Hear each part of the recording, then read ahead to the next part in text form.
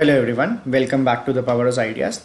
Today I have come up with a very small video but a very informative video for all of you to help you learn, to help you understand that how to decide, how the exchanges decide that at what price the share is going to open today, or at what price the index Nifty 50 or Nifty Bank is going to open today. What are the mathematical calculations which are employed in the pre-open market to determine that at what price the share is going to open today. So now let us understand that what are the mathematical calculations done in the pre-open market to determine the opening price. But before going to that, we should know that why it is done. It is done to save the retailers from the excessive volatility that they may face if gap down or gap up is not done. For example, if a share closes at 1000 price on the previous day and it is to be opened at a price of 1050 on the next day, and if gap up is not done, then the share will be opening at 1000, and in the very first 15-20 minutes or maybe 5 minutes it will run to 1050, which will create excessive volatility which can also harm the retailers. So to save the retailers from this excessive volatility in the initial hours of the market, a gap up and gap down is done and the share price is adjusted to a newer price when it opens. Now what is done at the back end to determine at which price the share will open? What are the calculations or what are the data considered by the exchanges which determine that at what price the shares will open? So now let us understand that. Kindly be with us till the last of this video, because here we will be sharing something, a beautiful knowledge which you might not be knowing at this point of time, but you will know after the end of this video, which will hardly take 5 to 10 minutes more. Now this is the table in front of you. In this table we have taken an example of a share, say XYZ. There's a share name XYZ. For that share there are 5 different prices on which buy and sell orders have been received. For example, as per column A, there are 5 different prices that are 1001, 1002, 1003, 1005 and 1006. On these 5 different prices, different buy and sell orders have been received. For 1001 there are 7,000 units of buy orders. For 1002 there are 1,000 units of buy orders. For 1003 there are 12,000 units of buy orders. And then 1005 there are 7,000 units. And for 1006 there are 4,000 units of buy orders. Similarly, as we have received some buy orders, there are also sell orders which are seen in open market, pre-open market. Those are for 1001 there are 6,000 units, for 1002 there are 5,000 units, then so on 6,000, 14,000 and 12,000 for 1006 price. Now how do the exchanges use this data to determine the pre-open price? Now for example, if a person is ready to buy a share at 1006 price, will he be ready to buy the share at 1005 also? The answer is yes. The person who is willing to buy a price at a higher price will be happily willing to buy the share at a lower price. Means every person who is willing to buy the share XYZ on 1006 will be buying the share at 1005 also, then the lower price 1003 and then 1002 and 1001. So at the price 1001 there will be the maximum demand, because every person will be willing to buy at 1001. Whether they are shareholders related to 1006 price, 1005 price, 1003 or 2 or 1 price. Every shareholder will be willing to buy the share on 1001 price.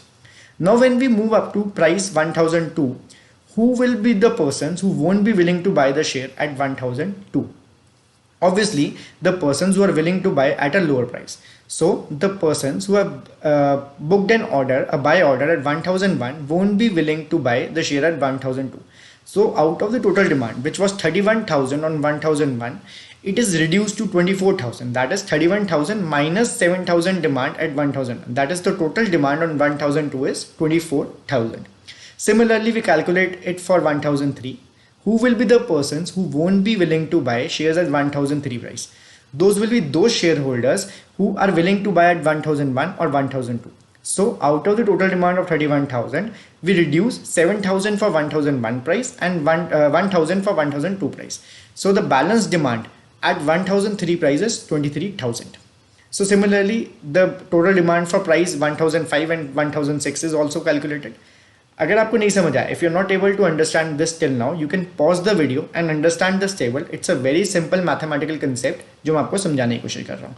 Now let's move to the next column, that is column E, that how the total supply is calculated, or how the total supply is determined. So now how to determine the total supply? So the total supply will be highest at the highest price, because a person who is willing to sell at 1001, he will be obviously willing to sell at 1006. So at 1006 there is a total supply of 42,000 share by adding up all the sell orders.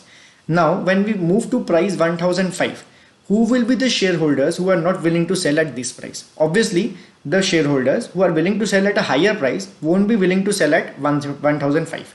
So from the total demand of 42,000, let us subtract the sell orders placed at 1006. So demand at 1005 is 30,000. Similarly, when we move up, we have to reduce the demand, and similarly till 1001. So this is how total demand and supply is calculated at every different prices. But how do we know that at what price the share will open? This much calculation we have understood, but how do we know that? To know that, the exchanges see that at what price there is a maximum tradable quantity. Now how to see the maximum tradable quantity? A quantity is said to be tradable when there is a buy and a supply for a particular price. When there are buyers and a seller at a particular price, then it can be, say, a maximum tradable quantity. So what we see that by the highlighted row, that the 1000 price, there is the maximum saleable quantity. Now how? At 1003, 16,000 units are ready to be sold and 23,000 units are ready to be bought. So there's, by matching these two figures, at least 16,000 units can be sold at this price. Now when we move back to 1001, we can see that there is a selling pressure of 6,000 units at 1001, but demand is for 31,000 units. So at this price, only 6,000 units can be sold, because selling is only for 6,000 but demand is higher than that. So minimum 6,000 unit can be sold. Sorry, maximum 6,000 unit can be sold at this price.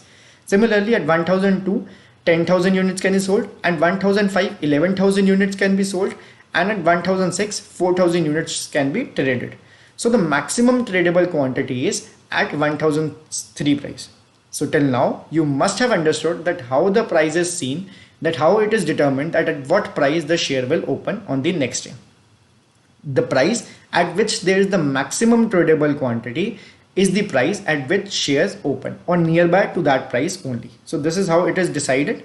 So this was a simple mathematical calculation which the exchanges apply every day to see at what price the share or an index is supposed to open, depending upon the buy and sell orders and depending upon the maximum tradable quantity is at what price.